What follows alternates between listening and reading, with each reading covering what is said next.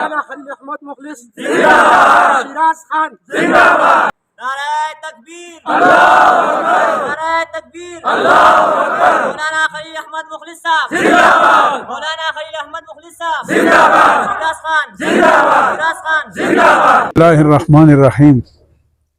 د ټول نه وړاندې زه د پاکستان مسلم لیگ نون د صوابۍ ډسټرک د دې موجوده مشرانو چې هغې کې جناب الحاج سجاد خان د مرغوز او د دې صوبایي حلقې نامزد امیدوار د خپلې پارټۍ د طرف نه جناب محترم رور شیراز خان د دوی او دوی سره چې څومره ملګري نور هم راغلي دي د هغه ټولو د زړه د اخلاص نه شکریا ادا کوم. ورسره د میډیا د دې ملګرو هم د زړه نه شکریا ادا کوم څو پورې چې د دې موجوده پریس کانفرنس تعلق دی. نو څنګه چې سلیم خان علیزی ووې چونکې زموږ مخکې نه هم یو بل سره الحمدلله د شیراز خان د دوی د پوره فیملی او د دوی د پارټۍ د ورکرانو د دوی د پارټۍ د مشرانو زموږ مخکې نه یو بل سره یو انډرسټینډینګ موجود دی. زموږ یو علاقه ده او همیشه دپاره چې کوم دی نو د دې ټولې علاقې بلکې د پوره ضلع د دې د تعمیر او د ترقۍ دپاره چې کوم دی نو موږ همیشه سوچ مو هم کړی دی، عملي اقدامات مو هم کړي دي. زه د قومي اسمبلی د ممبر پاتې شوی یم او دغه رنګې شیراز خان د صوبایي اسمبلی چې کوم دی نو ممبر پاتې شوی دی. دوی چې د دې خپلې حلقې دپاره کوم خدمات دي نو هغه هم د چا نه پټ نه دي. زما د حلقې نیابت دپاره 2002 نه تر 2007 پورې کوم خدمات دي نو هغه هم د چا نه پټ نه دي. بهرحال مونږ بیا په هغه جذبه باندې چې د خپلې ضلع ته چې کوم دی نو فایدې ورکو او دې ته ترقي ورکو، په دغه جذبه باندې بیا مونږ په دې 2024 الیکشن کې حصہ اخلو. چونکې مونږ دا ضرورت محسوس کو چې یاره زمونږ چې کوم دی نو داسې یو جماعت سره یا سپاټو سره اتحاد وشي چې هغې سره زمونږ قوت نورم چې کوم دی نو زیات شي. نو څو ورځو نه زمونږ منځ کې مذاکرات شروع وو، د هغې نتیجه نن چې کوم دی نو هغه ستاسو د ټولو وړاندې ده. زمونږ باضابطه یو بل سره چې کوم دی نو اتحاد او الاینس په دې حلقه باندې قومي حلقه باندې هم او په دې صوبایي حلقه باندې وشو. زه د NA-19 نه د قومي اسمبلی چې کوم دی نو امیدوار یم او تختۍ زمونږ د جمعیت علماء اسلام نظریاتي انتخابي نښه ده.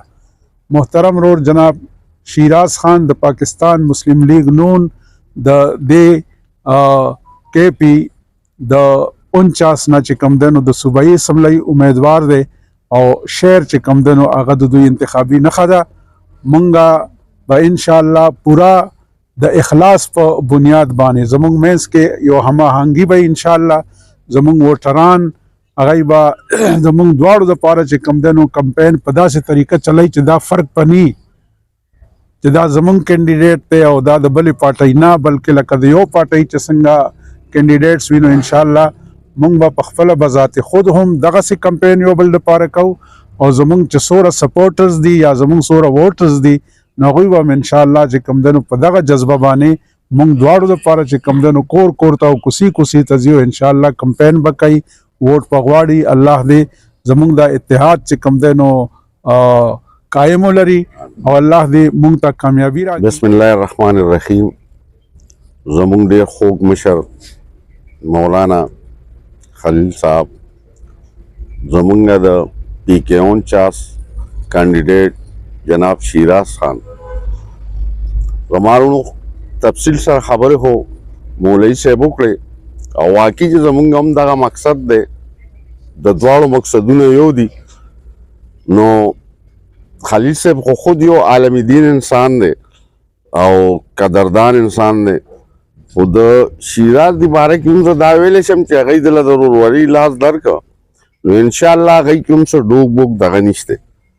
نو زه د ایز ا ډویژن صدر مردان د مسلم لیگ د PK-49 ټولو ملګرو ته ورکرانو ته زما دا خواست دی چې د دې نه پس کې خیري مونږ به په NA کې په PK-49 کې تفصیل سره ځکه وایم چې نور الکیوم دی نو دا اتحاد زمونږ په پی کې 49 باندې وشو.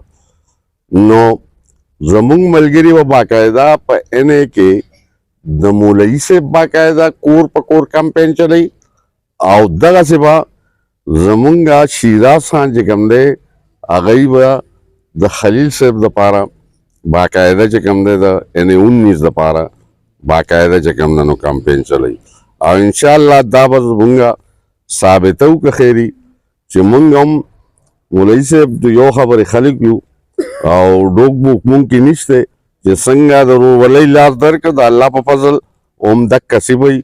زه ستاسو ډېره شکریه ادا کوم او ډېره مهرباني. بسم الله الرحمن الرحیم. زه د مولانا خلیل احمد مخلص صاحب د هغوی ملګرو او خپل مشر ډویژنل صدر سجاد خان او سره د ملګرو ټولو شکریه ادا کوم. زمونږ لکه دا خواهش و او زما خو همیشه دپاره په دې الیکشن کې دغه خواهش وي چې خصوصا عوام ته دا یو پیغام هم دی چې زه هم چې نیک او صالح خلک چې کوم دی نو هغه دې میدان ته راشي.